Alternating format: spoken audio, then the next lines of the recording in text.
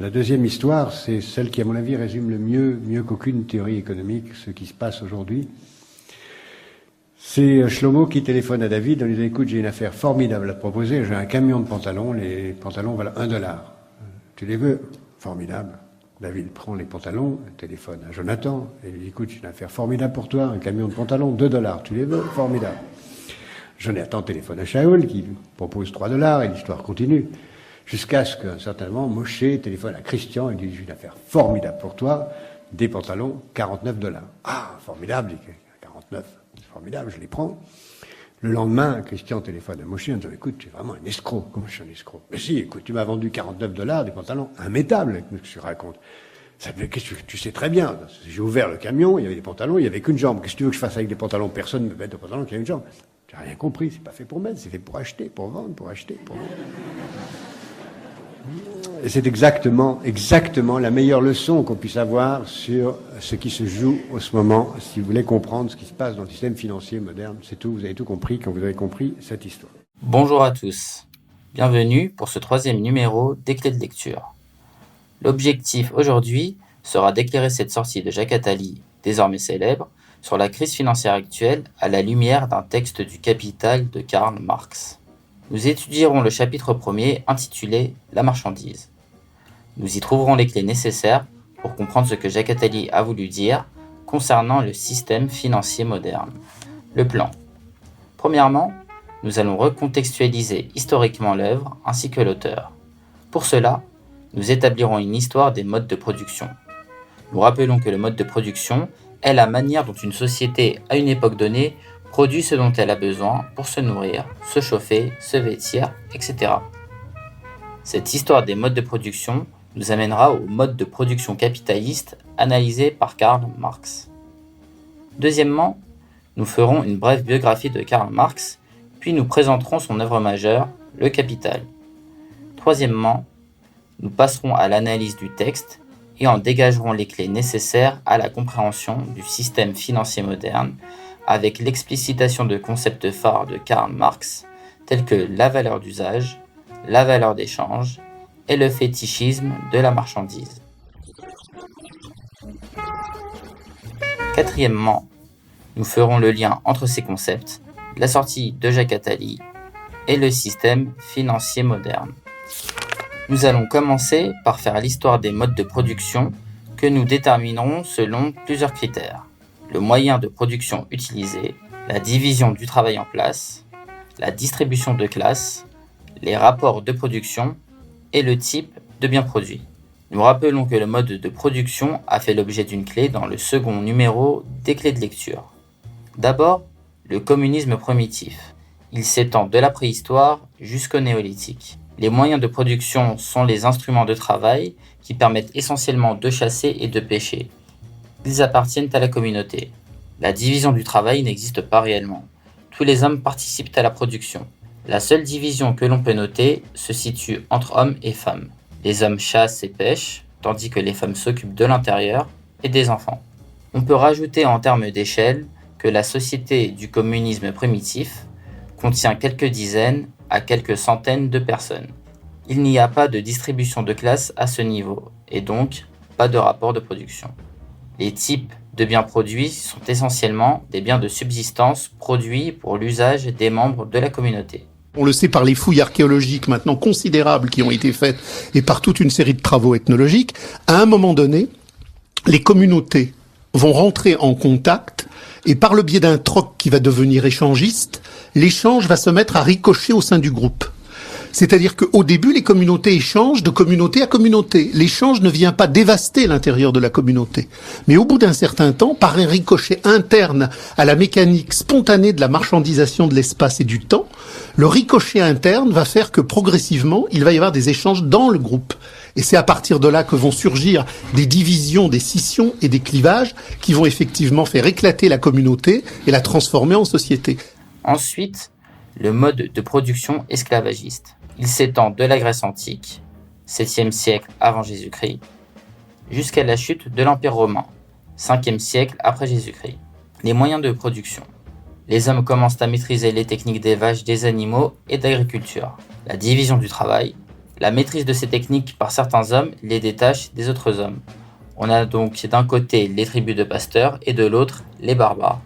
La distribution de classe. L'augmentation des échelles de production demande de la main-d'œuvre supplémentaire car elle ne peut plus être assurée uniquement par la communauté. C'est la guerre qui fournira cette main-d'œuvre. Les rapports de production. Cette main-d'œuvre sera esclavagisée par les maîtres qui détiennent les moyens de production. Type de biens produits. L'augmentation de la productivité due aux évolutions techniques et à l'utilisation d'esclaves permet de créer du surplus, soit plus de biens de subsistance qu'il n'en faut pour nourrir la société. Ce surplus pourra être échangé avec d'autres sociétés. Enfin, le mode de production féodal.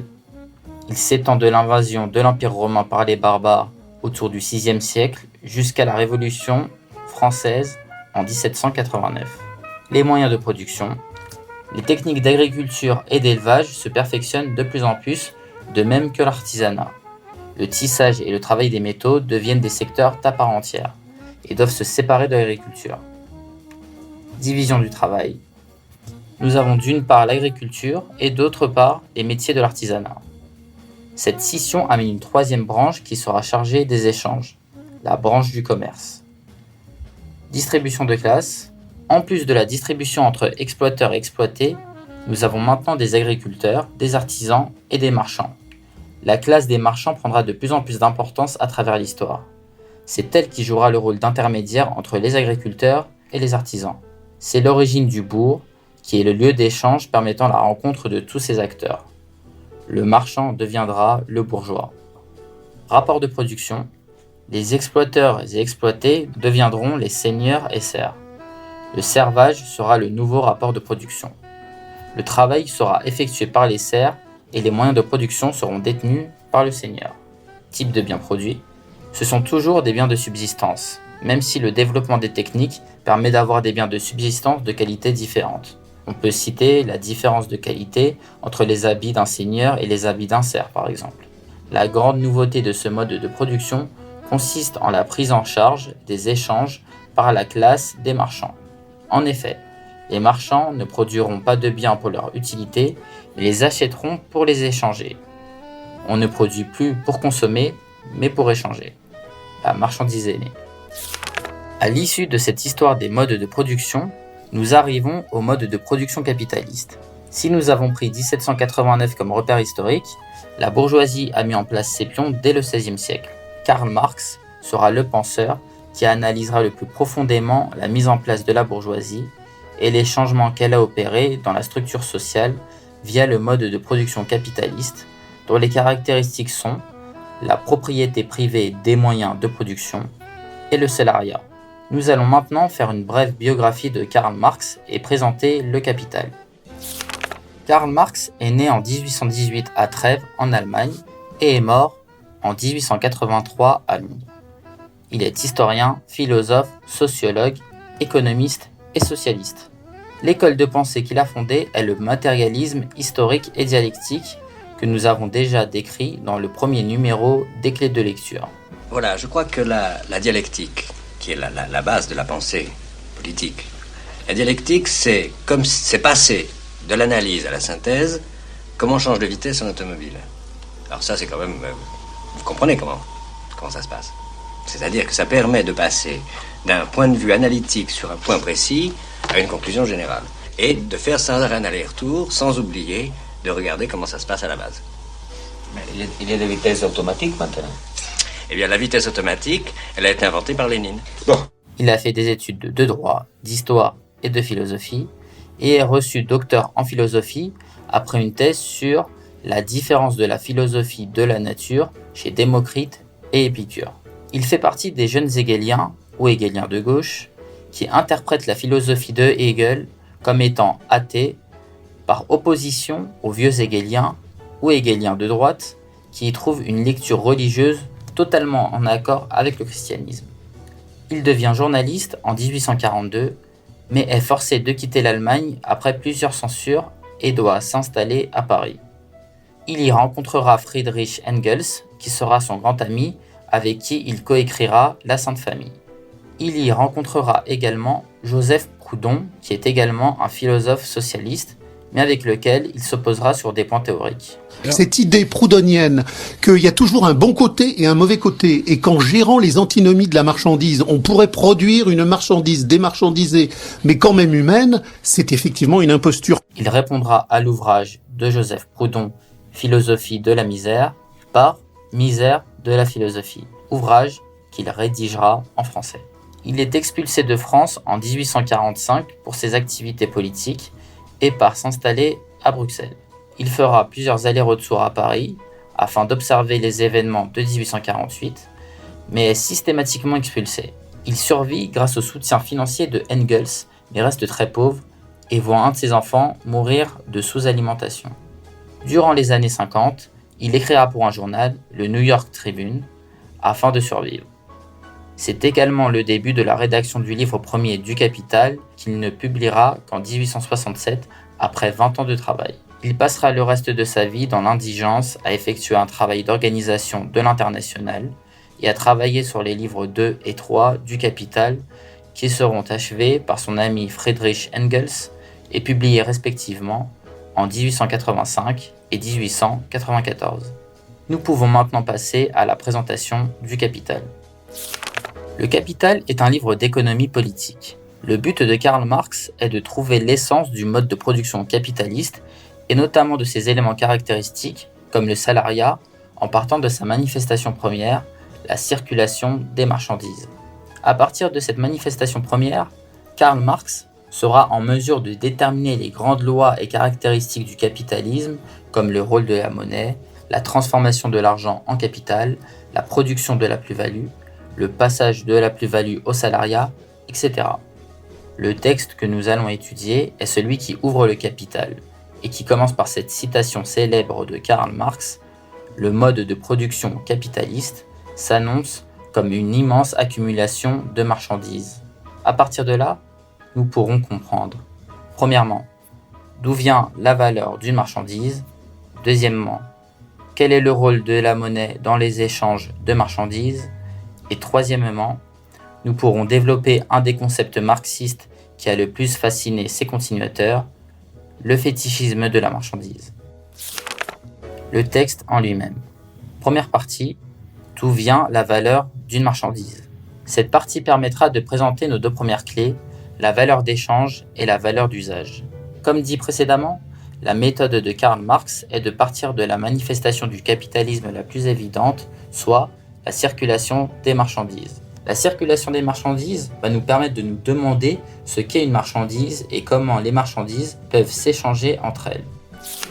Nous commençons l'analyse du texte en citant Karl Marx. La richesse des sociétés dans lesquelles règne le mode de production capitaliste s'annonce comme une immense accumulation de marchandises. Le point de départ de la recherche est donc l'analyse de la marchandise.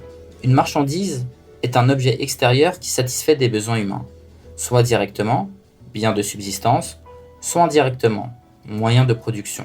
Elles satisfont des besoins, elles sont donc utiles.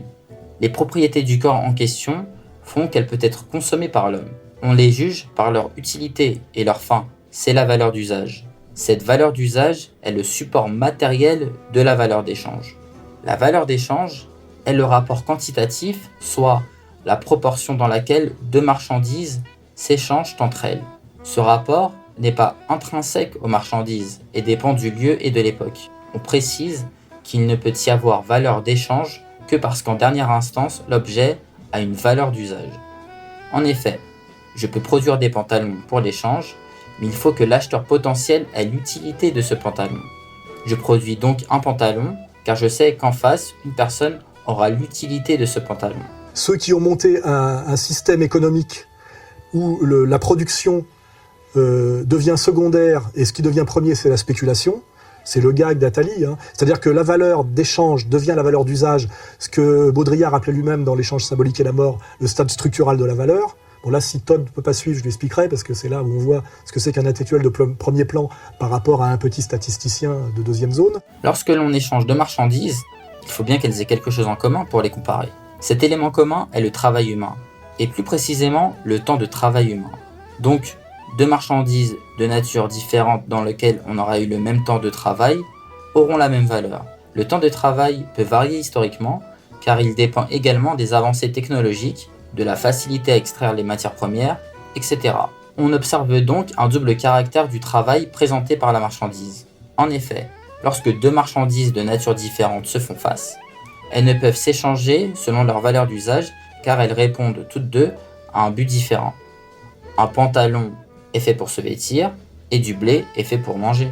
Le travail qui a été incorporé n'est qu'un changement de forme d'une matière déjà donnée. Comme dit William Petty, un économiste britannique, le travail et la terre sont le père et la mère de la richesse matérielle. On a donc à la fois un travail qui a pour but une finalité et qui alimente la valeur d'usage, et un travail déterminé quantitativement qui est le temps de travail nécessaire à la production capitaliste et qui permet la production de la marchandise, soit un objet échangeable qui représente la valeur d'usage.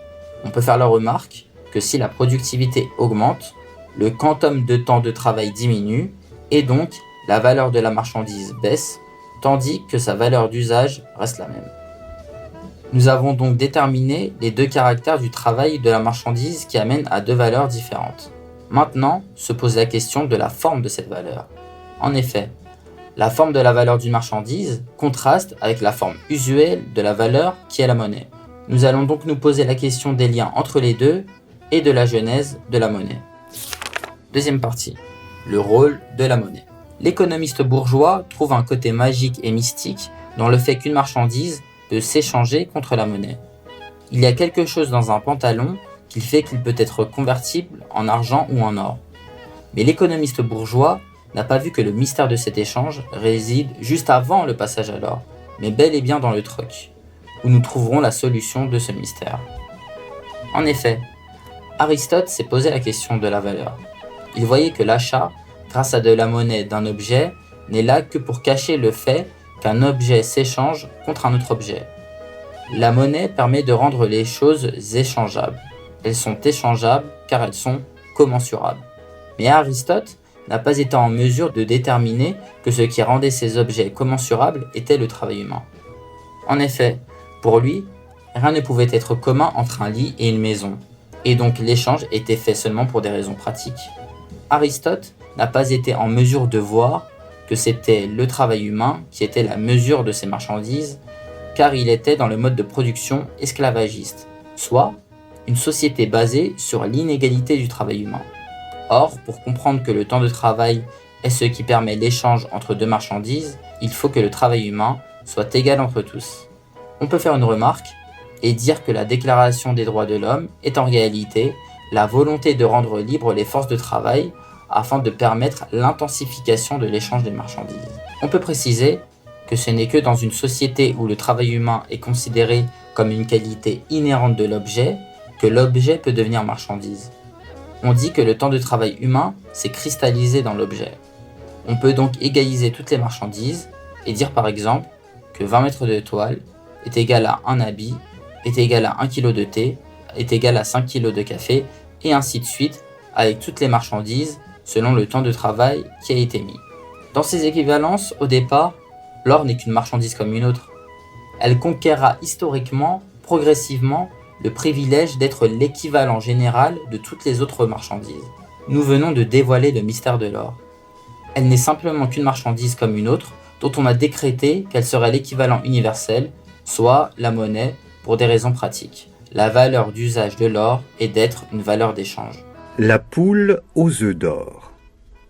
L'avarice perd tout en voulant tout gagner. Je ne veux, pour le témoigner, que celui dont la poule, à ce que dit la fable, pondait tous les jours un œuf d'or.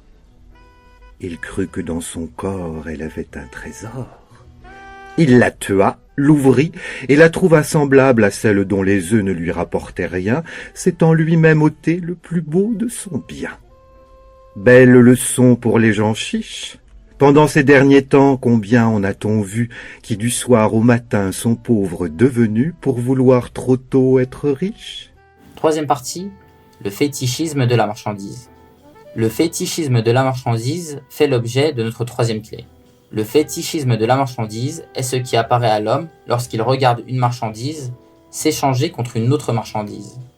Pour lui, ce sont des objets qui s'échangent alors qu'en réalité, nous avons vu que c'était un rapport social, un rapport entre des producteurs, entre des hommes. Mais le caractère fétiche de la marchandise cache ceci à l'homme qui pense que l'échange se fait par l'opération du Saint-Esprit et qu'il n'y prend pas part. Cette conception de l'échange est caractéristique du mode de production capitaliste. Lorsque Robinson doit travailler sur son île pour faire des objets, il les fait dans un but purement utilitaire. Il partage son temps de travail entre les différentes tâches nécessaires et les consigne dans un livre. Ici, le temps de travail est nécessaire et se soumet à la finalité qui est la fabrication de tel objet. Dans le Moyen-Âge, les rapports sont normés entre seigneur, vassal, serf, etc. Là encore, le temps de travail ne se cristallise pas dans une marchandise, donnant un effet mystique. L'ensemble des travaux prend la forme d'un rapport social, d'un rapport de personne à personne. Lors de la corvée, le corvéable sait très bien qu'il fournit un temps de travail.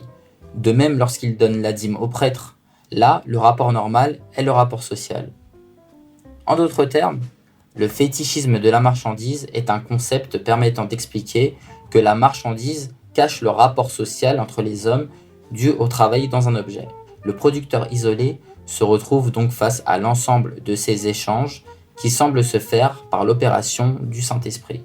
Comme dit précédemment, ce concept a énormément fasciné les épigones de Karl Marx et a été prolongé. On citera un exemple. La Société du spectacle de Guy Debord est une œuvre publiée en 1967. Elle est une critique de la nouvelle société qui interpose l'image entre les personnes, cachant le rapport social et se présentant comme un monde totalement indépendant des hommes. La première phrase de la Société du spectacle est la reprise de la première phrase du Capital de Marx et est « Toute la vie des sociétés dans lesquelles règnent les conditions modernes de production s'annonce comme une immense accumulation de spectacles ». Une des interprétations possibles est que Guy Debord a écrit son essai suite à la massification de l'usage de la télévision qui s'interpose entre les rapports humains. On peut faire une remarque supplémentaire et voir l'extension des réseaux sociaux de nos jours comme un aggravement de cette situation. Conclusion sur le texte et le livre. Concernant le texte, nous avons pu révéler ce que cache réellement la valeur d'un objet, ce qu'était la nature de la monnaie et l'effet que l'intensification de la circulation des marchandises, soit du marché, pouvait avoir sur les rapports entre les producteurs. Si l'on reprend notre histoire des modes de production, on remarquera qu'historiquement, la prévalence de la valeur d'échange sur la valeur d'usage correspond à la montée en puissance de la classe des marchands. Concernant le livre, nous avons vu qu'en partant de la manifestation première du capital, nous avons pu déterminer ce qu'est une marchandise et comment on en mesure la valeur. La suite de la réflexion de Karl Marx nous permettra de nous demander, entre autres, comment le capital crée de la plus-value, ce qu'est le rôle et l'essence du salariat, et comment le machinisme impacte la condition de vie des ouvriers. L'ensemble des lois qu'il dégagera permet d'atteindre l'essence du capitalisme. Karl Marx dira que son ouvrage est certainement le plus redoutable missile qui ait été lancé à la tête de la bourgeoisie. Conclusion sur Attali et le système financier moderne. Nous pouvons revenir à la sortie de Jacques Attali et éclairer ce qu'il a voulu dire à la lumière des acquis du capital. Dans son histoire, le pantalon à une jambe n'a pas de valeur d'usage. Personne ne peut s'en servir. Comme le dit Christian, ces pantalons sont immétables. Mais peu importe, le but est d'acheter et de vendre. Tant que tout le monde fait semblant que ces pantalons représentent bien une valeur d'usage, la fiction peut continuer et les pantalons peuvent s'échanger sur la base de leur valeur d'échange. Celui qui perdra dans l'histoire sera le dernier acheteur qui a voulu se servir d'une production réelle pour des besoins réels. Dans le système financier moderne, il y a échange de titres qui ont aussi peu de valeur d'usage que des pantalons à une jambe. Par exemple, dans la crise des subprimes, les titres qui s'échangeaient étaient des prêts hypothécaires à risque. Ces prêts ne pouvaient pas être remboursés par les gens qui les avaient contractés, laissant tous les acteurs du marché dans la même fiction que les acheteurs et vendeurs des pantalons à une jambe, jusqu'à l'éternel retour du concret et l'explosion de la crise qui a ruiné énormément d'acteurs du marché et enrichi quelques-uns. Donc je laisse Margot Robbie dans un bain moussant vous l'expliquer. Bien, en clair, l'obligation que Ranieri a mis au point a été méga profitable pour les banques. Elles ont pris des milliards et des milliards à coût de 2% de marge sur chaque obligation vendue. Puis ils se sont retrouvés à court de prêts IMO à mettre dedans. Après tout, Le nombre de maisons comme de gens avec un boulot pour les acheter est limité, n'est-ce pas? Alors les banques ont inclus des prêts de plus en plus risqués dans leurs obligations. Merci, Bender. Comme ça, ils gardent la main sur la machine à cash. Ok? Ah, et puis au fait, ces prêts hyper risqués, ce sont les subprimes. Dès lors qu'on vous dit subprime, traduisez merde. Notre ami Michael Burry, il vient de réaliser que ces obligations hypothécaires supposées être à 65% AAA sont en réalité un gros tas de merde. Donc ce qu'il veut, c'est shorter les obligations. Autrement dit, parier contre elles. C'est rentré? Génial. Alors foutez le camp. Le système financier fonctionne donc comme un jeu de chaises musicales où il n'y aurait qu'une chaise pour 100 participants. Tant que la musique continue, tout le monde s'enrichit. Lorsqu'elle s'arrête, 99 des participants sont éliminés et un seul tire les marrons du feu. Ils véhiculent dans ces domaines les mêmes fondements qu'ils manifestent dans leur sexualité. Ils veulent saper les valeurs traditionnelles, dans le but de sarcler les sociétés. Sarcler avec un S, ça veut dire déraciner. Les personnes normales tirent leur génie directement du sol, du soleil, de la mer, de leur terre. C'est de cet ensemble que jaillit leur identité. Mais le juif n'a même pas de terre à lui. Ils ont Israël. Ouais. Ce sont pas des juifs. Comment ça? Bien sûr que si. Israël est un état religieux. Leur vie est basée sur une tradition séculaire. Ils n'ont plus besoin du judaïsme parce qu'ils ont leur terre, alors que le véritable juif est un vagabond. C'est un nomade. Il n'a ni attache ni racine. C'est pour cette raison que l'universalité est son credo. Il ne sait ni tenir un marteau, ni labourer un champ. Tout ce qu'il sait faire, c'est vendre, acheter, investir des capitaux, manipuler les marchés. Son domaine, c'est l'abstraction. Il s'empare de la vie des gens, qui est enracinée dans la terre et la dénature en une vague culture cosmopolite, basée sur les livres, sur les nombres et sur les idées. Enfin, tu vois, c'est ça, sa force. Pour approfondir la philosophie de Marx, on pourra consulter le livre très synthétique d'Étienne Balibar, intitulé « La philosophie de Marx ». Merci à tous.